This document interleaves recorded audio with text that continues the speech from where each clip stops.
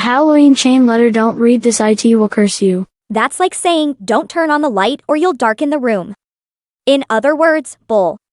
Why post it if you say not to read it? Why post it if you believe it would curse anyone? Right, you're a few bricks short of a load. On Halloween night, a young boy was trick-or-treating alone. He told his parents he would come back at 11:30. Whoever heard of trick-or-treaters being out that late? At midnight he didn't come back. His parents called the police. They never found his body. 2 years later, on the same night at 11:30, there was a knock on the door. His parents opened it. No one was there. They thought it was a ding-dong ditch trick. They heard it again, but this time they saw something. On the street they saw their son being ran over by a man on a motorcycle with his girlfriend. So let me get this straight. This bratty little kid has been hiding out, letting his parents believe he was missing or dead for 2 years, and decided to make his grand, inglorious re-entry into their lives by staging a hit and run with this swell outlaw biker couple he hooked up with? How charming. Probably the same motorbike couple who died to make the jerk guy look like a hero and the girl look like a ditz in that other chain letter. Maybe this little boy caused their brakes to fail. Yeah, that would be just like him. They thought it was a prank, but the boy looked exactly like theirs. So they were this unconcerned after all that?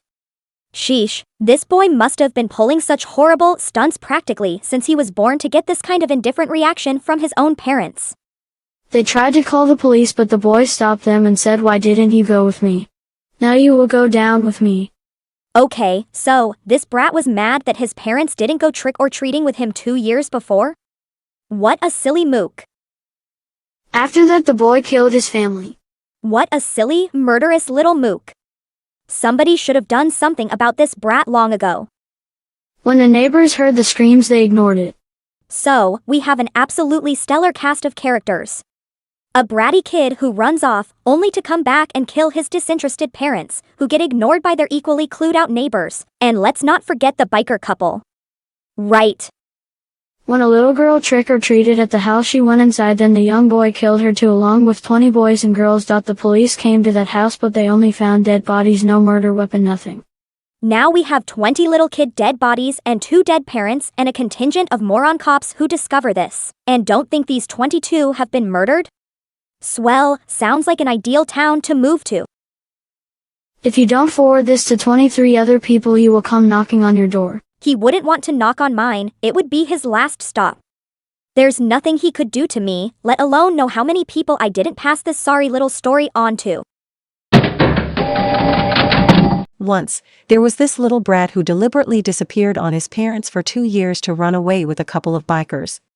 While with them, he hatched a cruel plan, which he put into action 2 years after his supposed disappearance. With the bikers' help, he staged a hit and run in front of his parents' house. Because they didn't react the way he wanted and did not come running out to kiss his feet and say how sorry they were for letting him go out alone 2 years ago, he killed his own parents in cold blood, causing the bikers to flee in terror, for they never entered the story again after that point. The neighbors were too stupid to do anything but ignore the screams of the boys' parents. Maybe they all thought it was Halloween goblins or some such nonsense. They even let their little kids go trick-or-treating to that house, and never saw them alive after that. Believing himself the coolest little killer on the block, the brat who had faked his own death, and then killed his parents and neighbor kids, decided to up his power and rule the whole world, or so he thought, with a chain letter. So, he wrote down his story and added in a forwarding curse/threat element, and 1 year it was posted not long before Halloween on Yahoo Answers. That was when things began backfiring on him. One day, he returned to what had once been the home of his parents, and where he had supposedly killed all those kids. There was no sign of his house. Instead, he found himself drawn into what appeared to him to be a huge computer screen, and on that screen was his chain letter. In addition, the screen kept showing more and more writing being inserted as his meme was being ridiculed by someone called Ocean. "Stop it or I'll kill you," the young boy shouted. Ha! Came a derisive reply. You can't do a thing to me and you know it. "Hey," the boy protested. "Let me out of here." No, kid, you're trapped. And your life will be up when Halloween's over. He couldn't see whoever it was doing the typing and jeering at his pathetic power-tripping attempt. Neither could he seem to get back out of the computer screen. There, he remained until Halloween night, when he finally got out of the screen, only to find himself among a bag of trick-or-treat candy. In fact, he had gone from being inside a screen, to inside a candy wrapper. The rustling was unbearably loud in his ear as he was being roughly unwrapped. The last thing he ever saw was an open mouth. That was the end of the boy who tried to conquer the world via Halloween chain letter. Ocean heaved a satisfied sigh, and still grinning, opened a browser to watch YouTube videos.